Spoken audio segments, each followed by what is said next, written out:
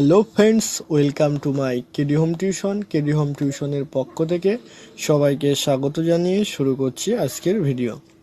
দেখো, আজ আমরা প্রথম পর্যায়ক্রমিক মূল্যায়ন কোশ্চেন পেপার 2024 সালের একটি কোশ্চেন পেপার সম্পর্কে আলোচনা করেছি।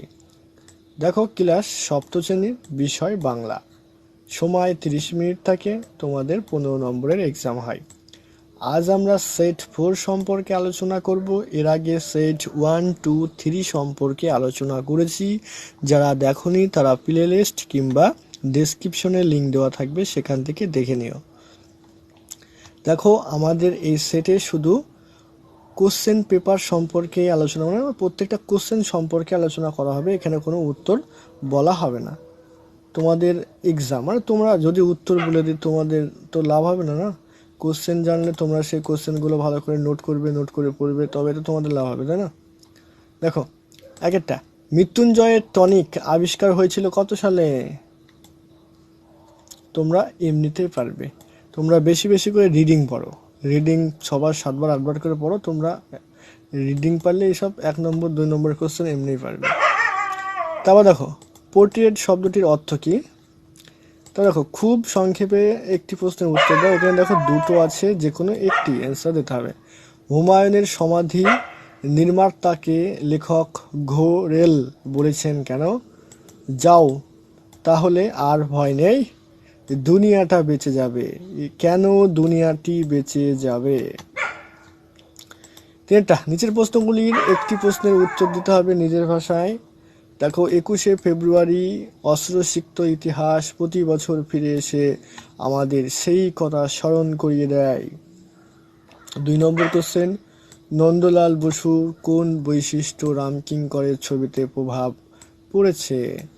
তাও দেখো, তুমি কুতুব মিনারের মতো কোনো ঐতিহাসিক শোধ দেখে থাকলে তার সম্পর্কে 4টি বাক্য জানাও বা বাক্য লেখো। ওকে, 4টা নিচের বিকল্পগুলির মধ্য থেকে ঠিক বিকল্পটি বেছে নিয়ে লেখো। এখানে দেখো, তামরস শব্দের অর্থ কী? আর রং তুলিরা বেজায় খুশি ড্যাশ, কখন খুশি? রাত্রি, সকাল, বিকাল, দুপুর। পাশে দেখো, খুব সংক্ষেপে একটি প্রশ্নের উত্তর দিতে হবে। দেখো, মন্দ কথায় মন দিলে ছন্দ শোনা যাবে না কেন? কোন কথা স্মরণ করিয়ে দেয়? খোকনের বাবার বন্ধু কোন শহরে থাকে? 6 নম্বর দেখো, নিচের হিসটা, সেই শোকে কাল বৈশাখীর ঝড় উঠল আকাশে। কিভাবে ঝড় উঠল এবং কেন উঠল? ওকে, তারপর এটা দেখো, ছবি আঁকা, ছড়া, কবিতা লেখার মধ্যে তুমি নিজে কোনটা কেন বেশি পছন্দ করো তা লেখো। মধুসূদন দত্ত নিজেকে বঙ্গভূমির দাস বলেছেন, এর মধ্য দিয়ে তার কোন মনোভাবের পরিচয় পাওয়া যায়? তারপর দেখো, 7টা, সেই ইস্তক মাকু আমাকে খুঁজে বেড়াচ্ছে। মাকু বক্তাকে খুঁজে বেড়াচ্ছেন কেন? হ্যান্ডবিলে মাকুর যে বিবরণ দেওয়া ছিল তা লেখো। আমরা সার্কা সপার্টির আধখানা, বক্তারা সার্কাস পার্টির আধখানা কেন? 8, নিচের কোনটা কিন্তু কোনটি হবে? কোনটি গ্রিক শব্দ?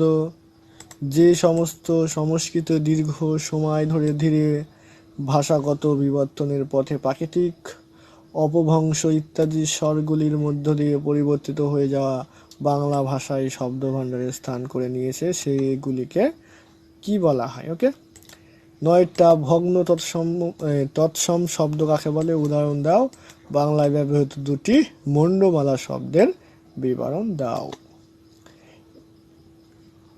এই ছিল আমাদের আজকের সেট 4 বাংলা কোশ্চেন পেপার।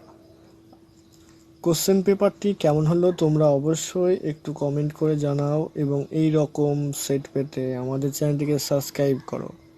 তোমাদের ফার্স্ট ইউনিট টেস্ট এক্সাম 15ই 10 থেকে 12 নম্বর পেয়ে যাবে।